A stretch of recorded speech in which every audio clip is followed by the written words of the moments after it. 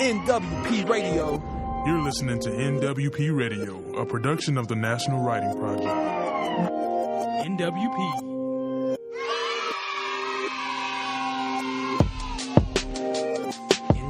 Hello, everyone in the National Writing Project and guests of the National Writing Project Network. This is The Right Time, a special collaboration between the National Writing Project and Penguin Random House Books. I'm Brian Ripley Crandall, director of the Connecticut Writing Project at Fairfield University, and today's show is extra special for me. I'm so honored to be here with Tanya Baker, director of national programs, William King, an ESL teacher in Bridgeport, Connecticut, and actor, model, activist turned author Ger Duany. It's just remarkable to me today that we have this crew. I love it. So Tanya, how are you doing? I'm so super excited for today's program, Brian.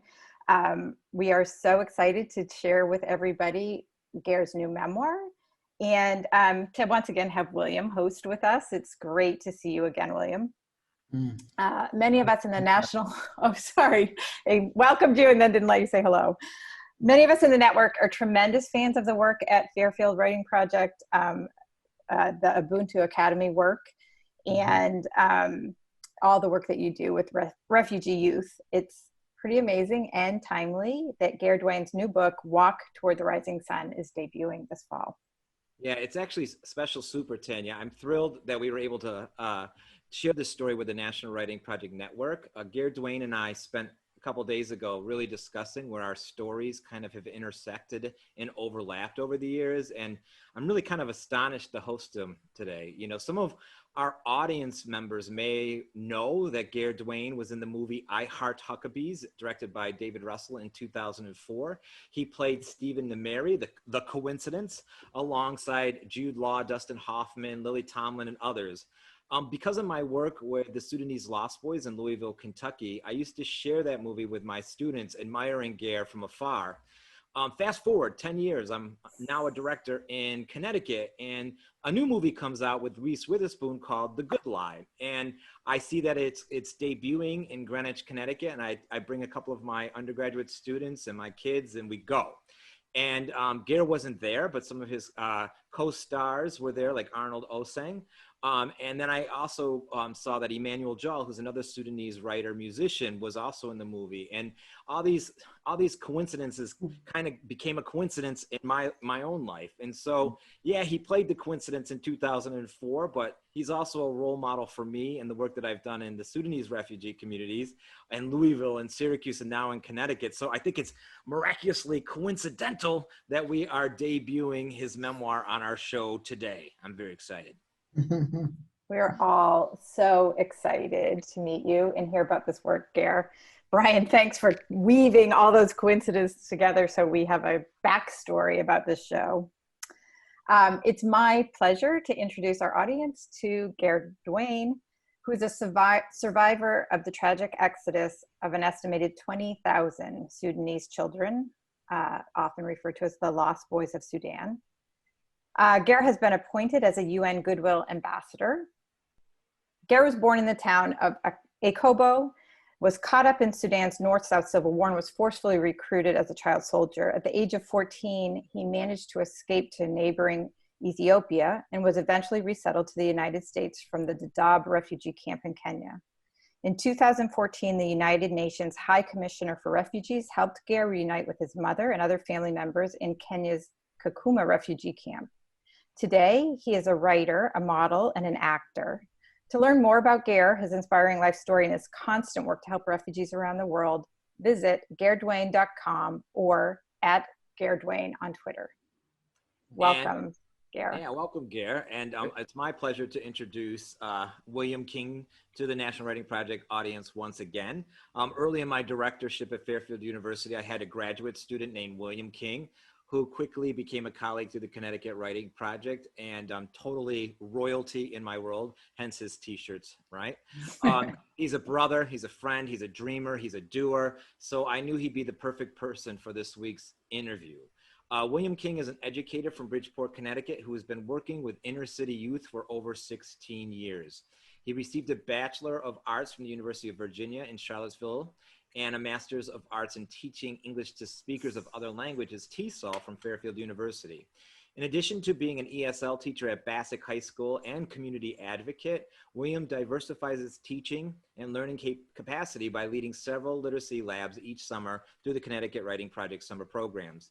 He presents often at the National Writing Project and at the National Council of Teachers of English on supporting academic achievement and promoting student voice in schools and in communities. William enjoys training, playing basketball, and a passion for collegiate and professional sports. He's a world traveler and aims to support and encourage students and colleagues to think outside of the box, to be men and women for others, and to be agents for educational equity. Welcome to the show, William and Ger. Hi, everybody. Ger, it's a pleasure. Brian, it's always a pleasure. Tanya, it's a pleasure.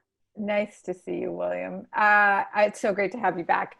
I have told everybody that the surprise joy of my summer has been the right time, and it gets better all the time. And we say this almost every week, but Brian, seriously, this might be the best episode of The Right Time yet. I am looking forward to learning more about Ger's memoir and learning alongside William, who's always asks insightful and important questions. William and Ger, thank you for participating on our show. We're so happy to have you here. Thank you so much, Tanya and Brian. I'm very happy to be here with you guys. Good. We're going to hand the show over to Will now. He's going to start us off with a 3-minute writing prompt for the National Writing Project audience. And after he reads the question, we are going to take some time to write and then maybe do a little bit of sharing before the interview starts. You ready, Will? I am ready. All right, you're the king. Okay, audience. Reflection on your own life. What items, objects, people, and or things bring you hope? Is one more important than the other? What does it or do they mean to you, and why? Take 3 minutes and just draw something for us.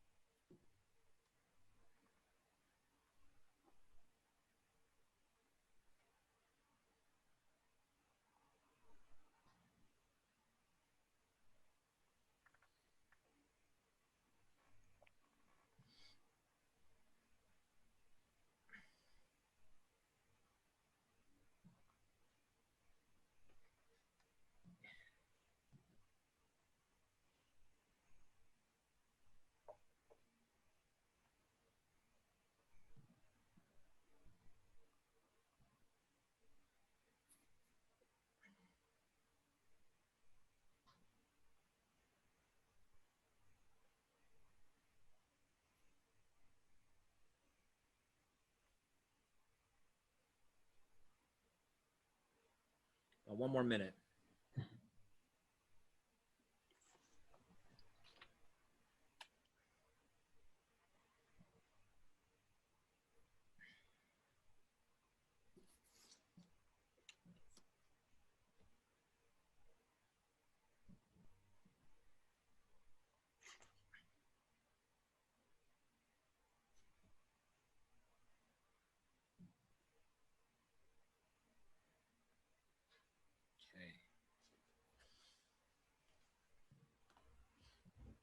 and get a good place to trail off.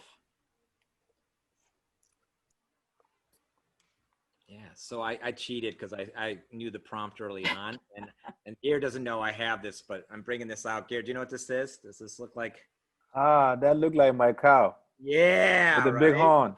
Yeah, so I actually, knowing the prompt, I was thinking about an object that gives me hope that's in my house, and that was made by a man named Makram Bolso in Syracuse, New York. Okay. And a woman at Syracuse University named Felicia McMahon, St. Vincent Church and the Sudanese community. We got together every Sunday for 2 years to sculpt cows. And the Sudanese men would share stories and talk about their lives and talk about their weeks and their work. Then we would fire them up and paint them, and then we'd fire them again. And we sold those cows to help raise money for books for the guys that go to community college or to supplement some of their learning. Oh, wow. And so I have several of the cows in my house from my time in Syracuse. And one of the reasons why it's always been an object for hope for me is because the Sudanese story is always so powerful when we hear it, but also because the Sudanese community never seems to give up, and they bond together to make the American dream become possible. And we're going to go off the screen, and so that the two of you can talk to each other about your story of relocation. You know, you bring the cows along, you know, and Tanya and I will be back in about 35 minutes, and we hope you have a really good interview. All right. Thank you so much, Brian. Best of luck. I'll bring you a cow next time I see Okay. you. Yes, Mr. King. How are you? Man, this is the moment for me right here. I mean, I have to start by telling you, you know, as a teacher, but also as a man, I want to first tell you thank you. Thank you for making yourself available in person, well, virtually, but also in spirit, right? Because your story travels, and it impacts generations of people who may not even know you, but know the land of what you speak or know the spirit of what you're talking about. And as a teacher who works with kids, it's very difficult for me at times because I don't have the concrete experience that they have.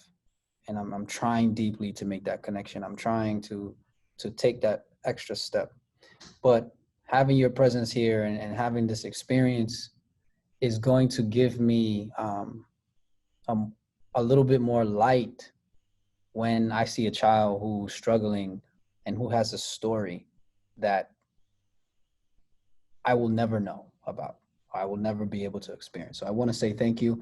And I also want to say, at any time that the question that I ask is makes you feel like you want to go further, go with it. Brian and Tanya will tell us when, you know, when time is shortening. But for me, I don't need to ask you 8,000 questions for me to get really what I want. And at the same time, because the book is so great, I think people will be interested and eager to read about your story, but I think they will care more about this interview. Yeah, so with that, I'm here as a listener, but also as an admirer, and also as a learner, right? I want to learn from what you say, and so feel free, however you want to approach the interview. First, man, I'd like to thank you. Mm-hmm. You know, just to be here too in your presence is something that I appreciate even the most because of the work that you are doing, uplifting students and all of us being a student at some point, whether high school or college. Yeah. And I think to have a conversation with you right now, it kind of, you know, affirm the fact that we graduated and then we are in a bigger world where we can really share stories. Right. Whether we seeing each other or we're not seeing each other, it doesn't make a difference. This just interaction between you and I is making you different. I'm very happy about that. Okay, that feels good. Because Being, Brian, I've met some folks that have written novels, and I always have to ask myself, it must take a tremendous amount of courage to write your life, because a lot of that is private. A lot of that is, information you're not really trying to share because you don't know how the world will take it. So this experience for me is just reassuring how much bravery and courage that I am capable of having based on what you've been able to do. So let's see. Ready? Yes, no problem. I'm ready. Um, so Ger, did I pronounce that right, Ger? Gary, yes, my brother, you did. Walk Towards the Rising Sun is written as a memoir that shares the story of growing up among the Nuer people before war and conflict entered Sudan. Perhaps you might give your audience context, background about your country. Tell us about Sudan and your favorite memories that you have. Then perhaps you can share with us how your childhood was interrupted from the war. Okay.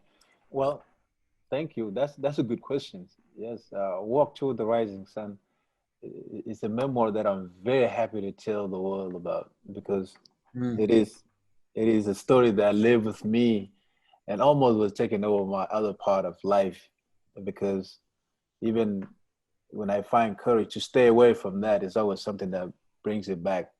And then today, here I am. We have a memoir that we can really share. What it is has been haunting me, and how I find the strength and the courage and the help from all types of people from all walks of life. So I'm very happy, man, and proud of this piece of work myself. So I'm glad that you came across it, and now we can have a conversation. So to brief you about my country, yes, Sudan, which was a place where I was given birth, and Sudan used to be one of the largest country in Africa, and and um, and we were a country that was colonized by British.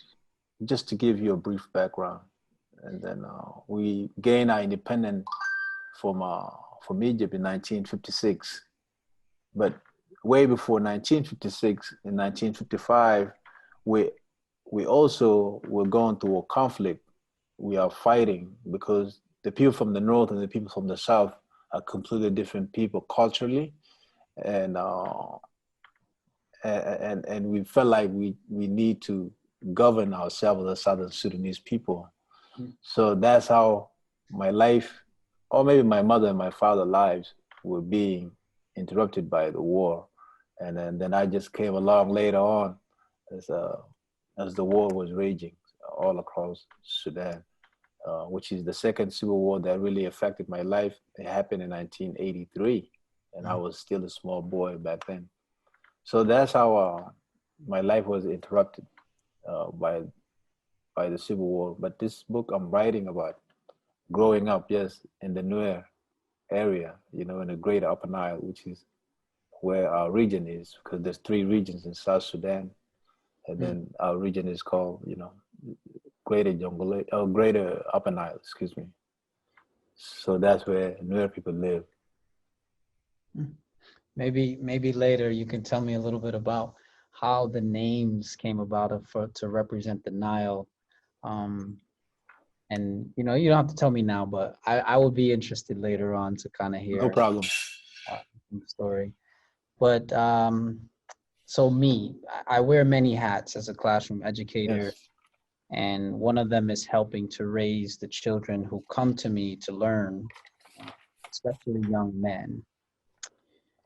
And at a young age, you had to prove your manhood as initiated by the war. Can you discuss some of the pressures that were placed on you as a young man in Sudan? Yes, I think the entire country was initiated by civil war, not only my life alone. I just happened to be among my people. And I guess we all were initiated by civil war. Of initiation have a meaning, you know. Uh, yes, as a young person, you know, there's some pressure that I have experienced. But where I come from, everybody play a role. Whether you're a young boy, you're a young girl, you're a mother, you're a husband, all of us play roles. And my life revolved around raising cattle. So my small responsibility that was placed on me was to either look after my little younger siblings and also, you know, to look after my cow, which is, you can see cow is really a sacred thing in my culture. So those were my responsibility, and I enjoyed them very much, you know, and enjoy taking care of my own siblings, you know, to help my mother around, because I was the only boy that was left when the Civil War really broke out. My older brothers, they already joined the rebel groups called SPLA, Sudan People Liberation Army. So I became a guy that had to take some of the responsibility from the elder brothers that was not around. Right. Yeah. I sensed this passion for your two siblings, the younger ones. Yes. You know, at such a young age that you were. And I said, listen, man, this man, you know, he's learning critical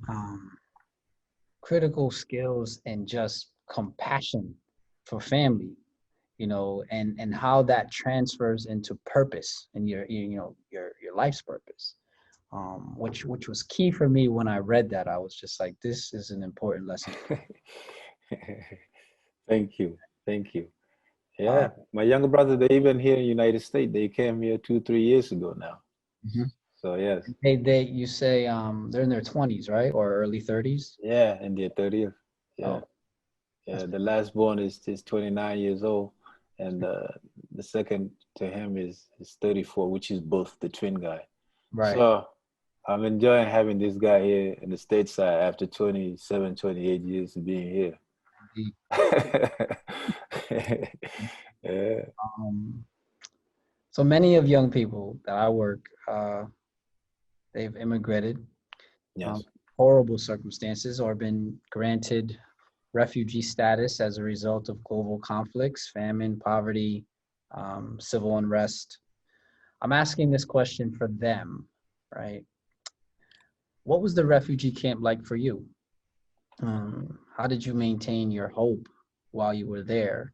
And I want to preface by saying that my entire career depends on hope.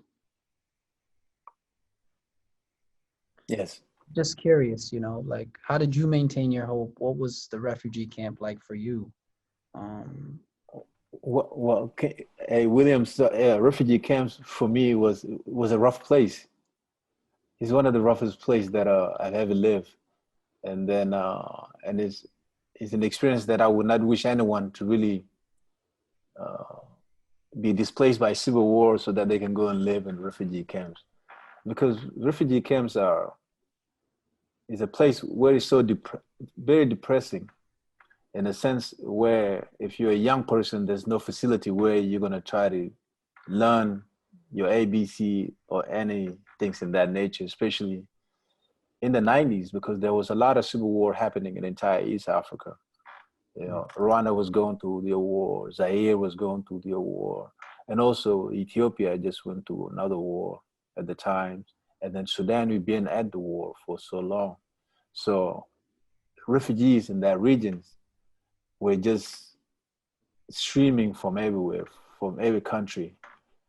So living in those refugee camps, and before I come to the United States, I didn't have any, I only have hopes, just like you say. You know, I only have hopes living in refugee camp because we get up and then we are doing nothing. But as a young person, sometimes you want to get engaged with things, activities. The only most productive thing that I did in the refugee camp is probably playing a lot of soccer. They call it football over there. And I used to just crack our feet, you know, bare feet kicking ball when when when the sun went down a little bit, because it's a very hot place, you know. It can be like over 120 degrees, you know. You can imagine how hot it is. And also, you know, yeah. And what can make refugees can become a difficult place is the fact that it's not enough. It's enough food. So, and when the food is not enough, you know, people have frustration. So there's violence. There's always fight. Lack of insecurity really happen in refugee camps. So they're not just a place that are being well protected and people that are safe. That's why everybody live with their own clans. Your security comes from your own people. So I maintain that way. Maybe I live in 4 different refugee camps in East Africa, and I never done anything different other than just having hope. Yeah, Yeah. I'm seeing and I'm seeing the modern day, they're not modern, but I'm seeing the equivalent in some neighborhoods in Yes. the States, and how you mentioning about your clan pretty much provides your security because you are insecure, and your insecurity comes from the lack of resources, right? Yes. So, and this is a product of our environment. Even now, you know, here where I live in Bridgeport, and I'm sure Yes. there's cities and places throughout the country. It's that direct parallel, right? Sudan,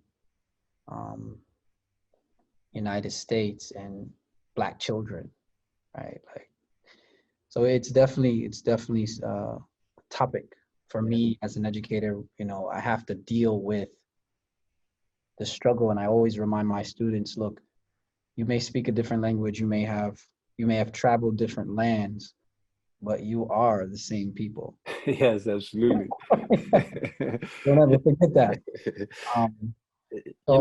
You know, funny enough that you mentioned, you know, Bridgeport and how it's known for violence. Actually, when I first went to Bridgeport, even some of my friends, they like, why are you going to Bridgeport? Is a place where there's a lot of crimes. I was like, only if you know where I come from. I'm not turning down this scholarship. I'm going to start my new school. Bridgeport. Going to school. Yeah. Yeah. And you're right. You know, those kind of things, they really happen. So I can see there's a correlation here in the sense of where I come from, the places that I went to school in the United States. Even LA Southwest College in Southern California. I used to live in Crenshaw and Inglewood. And I've seen violence everywhere. And as much as I've seen violence and people sometimes don't want to go places, it being something that being part of my life where there's danger, sometimes I don't protect myself, but I can be vigilant. Right. And I'll walk through neighborhood where you're not supposed to be walking there, to a point I'm being known by some of these guys that really create the violence. And then they thought I was a nice guy. Right. So I never have any problem. The same thing when I came to Bridgeport, I did the same things. So all these places, they say, you student have to stay here, student athletes stay here, don't go here. Man, I'm not that, I don't stay in one. If I show up, I show up. You show up. Yeah. And I used to show in places in Bridgeport, to a point even I have to come and tell all my teammates, like, hey man, I went to this neighborhood, man. There's a lot of black people here and there. People are cool, man.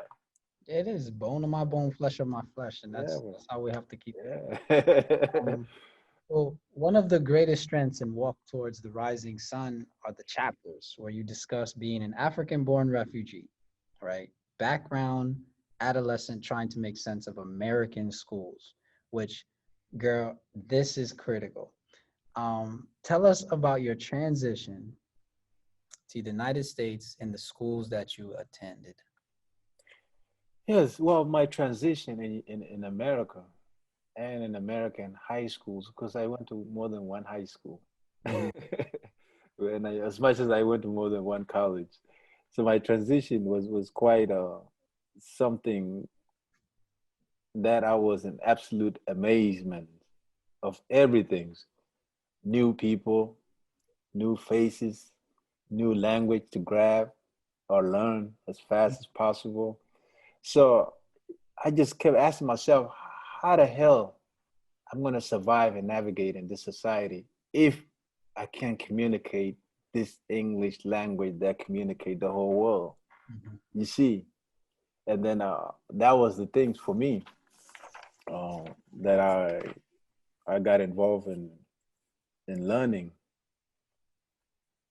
and learning whatever I can. And also what helped me the most is when I found basketball and I pour my happiness, my frustration into it. You know, I think that's how I really overcome some of these obstacles, in my opinion. Not that all the obstacles are under 0% now. No, Yeah, it's always the obstacle.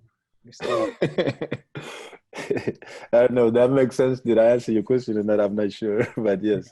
My question, I mean, it started with survival, right? Like, yes, you must understand and know the language of the land. yes, And this kind of goes to my question later, but I think the biggest, or at least one of the most important things about your story is travel, right? Like this exposure to the world, both its ugliest sides and its most beautiful sides. that's true. And so, I mean, we're gonna get to that later, but I agree with you, and you know, your response is perfect. Thank you. Now this, okay, so now this part of questioning is very exciting as well, because you're like famous, bro. Like You think so? you do things and you make moves on a greater stage. Famous people are not free, man. You see, I'm very free. Right. I got you. So here you are with 2 movies, career in modeling, and you've written your first book. Without Yes. a doubt, the National Writing Project audience will want to know about your writing, the process of it. How did Walk Towards the Rising Sun come about? The origin. Was it hard to capture so many of your moments using a pen and paper? Yes. Well, that's a good question. You know, where Walk Toward the Rising Sun was an idea that almost made me sleepless throughout my whole life, you know, because I'm carrying it with me all the time. And then I can remember, you know, when I was in college, I think it's my last year at University of Bridgeport. And then one of my professors asked me if I can write my autobiography. And then I would give you the grade for the rest of the semester. I didn't know how big of a challenge it was. So I went in and then I was writing and telling them my life story. And this was about 2003, I believe. And then from there, and I turned it to him. I turned it in, and then he loved it. Man, guess what?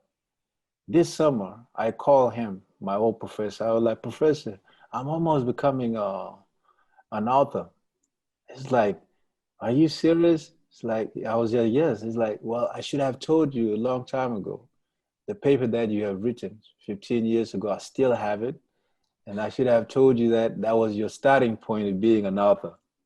I was like, wow, you still hold that one and while you're 90 years old?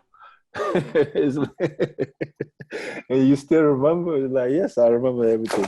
So Walk Toward the Rising Sun is a book that I always wanted to share my life story, especially with the new generation, because I really find new generation are very smart people and are very brave, and they have a strength that no one really have. Yeah. Also, they have fresh eyes of seeing things, and then and when all the pieces really come together, my agent, you really shop this proposal, and it makes sense to my publishers, and then man, all the pieces come together. It was like, you know, the help that I've been asking for, the universe just gave it to me, and here we are today. We're talking about a book.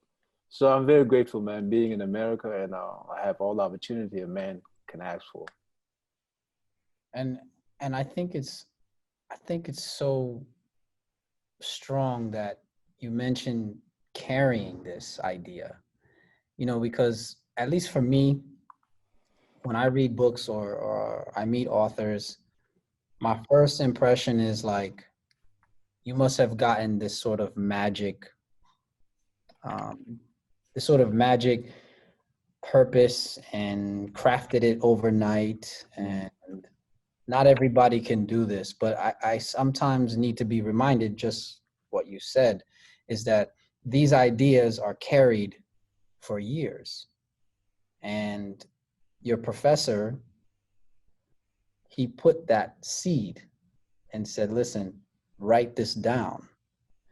And that's all it took for you. And I feel like maybe at that time you didn't know that seed was being planted. No idea. I have no idea. It's mesmerizing. Until like I'm catching myself now. Even as you can see, I'm very nervous, and then writing a book, it make me nervous. Making a movie make me nervous. Coming to a different country that is other than my country make me nervous. So some people will say, oh, Ger, you brave. No, I'm not that brave. And I'm not that strong. I just find places to go, and then I'll be like, all right, I can make this commitment. And that will keep me going. So this is commitment, yeah. But the help that I get from people is what makes my life better, I would say. Mm-hmm. Yeah. I agree with you. You need that community, Ger. Yes. You need that community. So your chapters and your personality is extremely brave in them. You discuss post-traumatic stress disorder, especially in your relation to childhood experiences, your early teens, and transitioning to the United States. Many of us who teach in high poverty areas of the U.S. recognize PTSD in our own students. How has the revelation of PTSD in your own life help you heal and help you grow?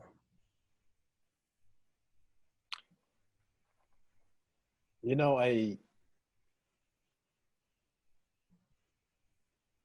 I came to the States,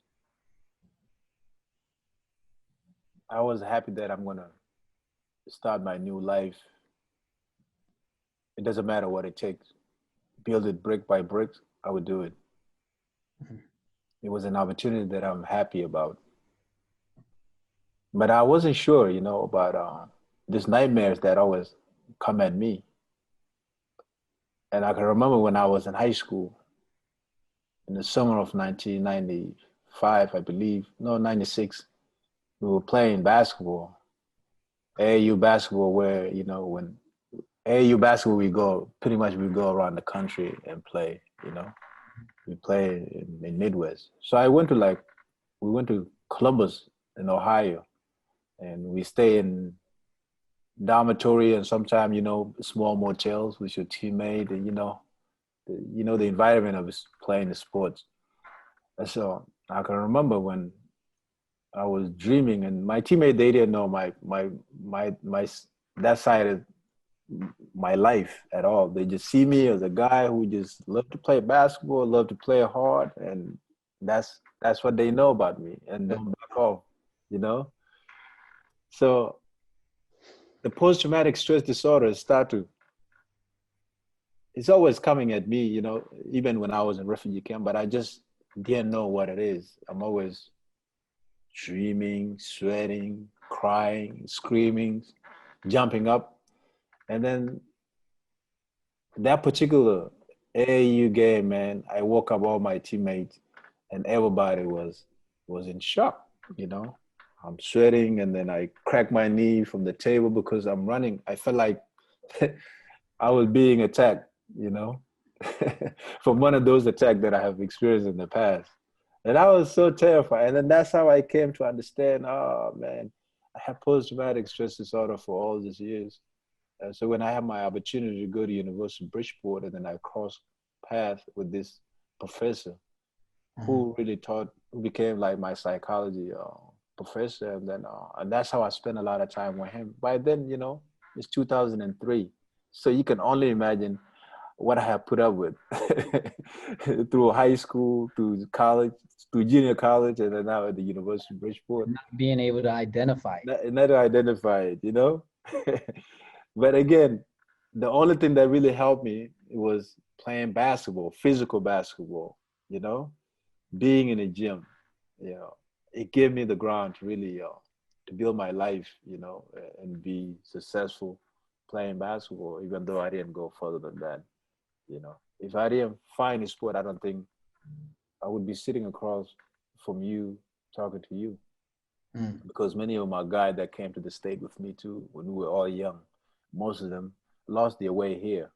So it's very funny enough when I'm really doing a movie and then I have to revisit these memories in the sense that I can really bring that character out of the person, out of the life that, you know, that mirror my own life.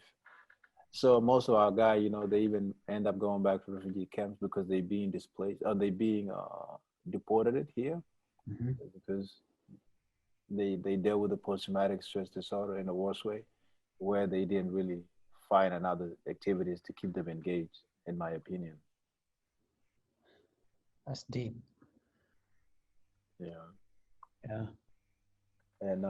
And me hearing this from you and the children that you try to uplift in this area, yes, I think post-traumatic stress disorder is really a big deal. And also mental illness is another thing that need to be addressed even more, especially when people come from different part of the world to come to the United States and then they want to resettle themselves. We should have programs that really help refugees to integrate themselves in a proper way.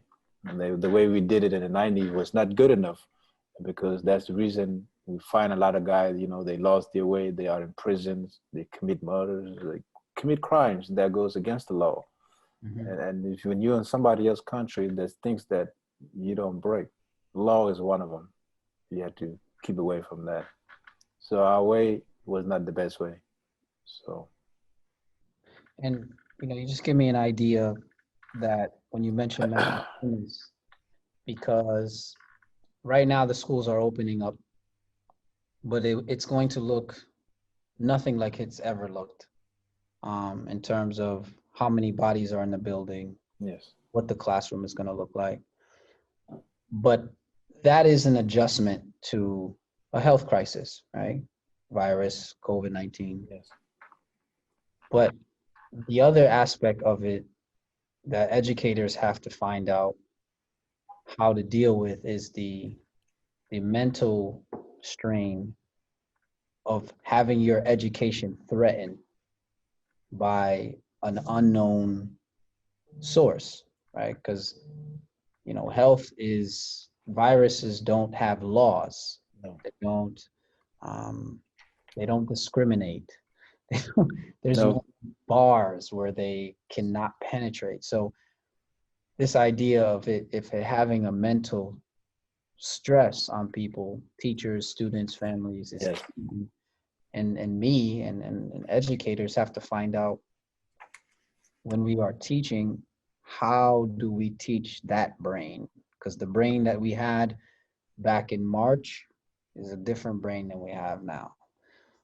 Yes. So it's interesting that you mentioned the need for mental health care reform, especially as early as 8, 9, 10-year-olds, 5-year-olds, Yes. all the way up through the high school. Yes. And that's something that our society will need to attack aggressively.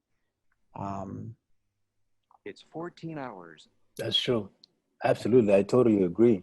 You know, So totally agree. And then, I mean, mine is a very beautiful things. You know, it's a beautiful thing. Where bad and good memory can really stay there, you know. But how do you go about, you know, focusing on good memories, beautiful memories that can really help you propel yourself, you know, and to prosper in a land like this. So that's the reason I was thinking about that. Mental illness is a serious thing, and it's really happened to all of us. It doesn't matter if you come from a background where civil war, torn your life apart or not. You know, people. I know people even in fashion industry that lost their minds. Mm. You know, I know people actually even in Hollywood that make movies that lose their mind. Mm. And that can happen to any of us at any age, in my opinion. So I pray that, you know, this need to be put to consideration, and especially for educators like you guys who have access to these students, and then you guys are changing their lives, you know. Sorry if I'm going, sometimes I get possessed, man. No, you're good. We had to come back on because we have a time show. Oh, okay. I think Mr. Will King's last question, because it's a good question, I think, for all of us who are gonna read your book, because the book comes out this fall. You know, the question that he wrote down, I'm just gonna read it since it's right here in front of me. Okay. What do you hope the National Writing Project audience, teachers, students, the nation, what do you hope everyone will learn from reading your life experience and your memoir? What's the big takeaway you want all of us to have? Well, Brian, well, naturally, I would want people to take what really resonates with them.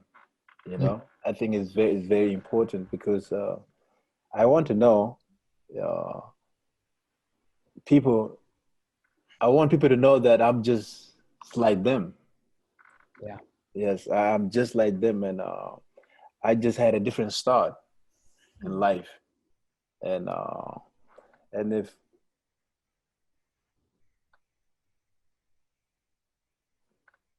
I didn't have a faith, and then I would not be trying to achieve things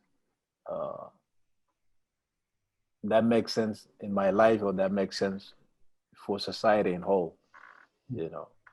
And it's not much that I can really convince a person to check out of the books, because it's a lot of chapters. I open up my heart to the entire world, and I can only hope that, you know, hey, take whatever resonates with you. Mm-hmm. Yes. Well, we're fortunate because we got to see an advanced copy. Actually, we got to see the Word document even before it was in book form. So forward. You deceived me. You didn't tell me that. Yeah. We got to I didn't share it with nobody. Yeah, I had to promise. And I'm very thankful to Penguin Random House for finding me, because they've been asking me to vet this book for a long time. Wow. And I can't wait for it to be in hard copy. And I already like put in the first 25 copy orders for Mr. King's ESL classroom this fall, of which we need you to come and be a special. Oh, wow. Yeah. Well, I think I owe you a meal, man. At least 25 copies. That's a lot. We'll cook out. That could have been the most that I have to get. Well, if you just bring yourself, I'm fine. Okay. No, okay, man. Don't say that to Sudanese guy. You know, we show up in thousands. We're going to exhaust your pocket. They show up. I remember when I was teaching William Panther to drive. Through the Kentucky Refugee Missions. They asked me to, I was a mentor to one, but that is true. It's showing up in the thousands. Like I started with one, and next thing I knew, I was teaching the entire Sudanese community of Louisville how to drive and how to cook and how to write for classes and how to write poetry. And Mr. King, I think we got one more question for you to leave our audience to write about in the future when this book is in their hand. Indeed. Okay, so I'm gonna read this. Can you guys hear me good? Yeah. Turn the volume up more. Okay. So,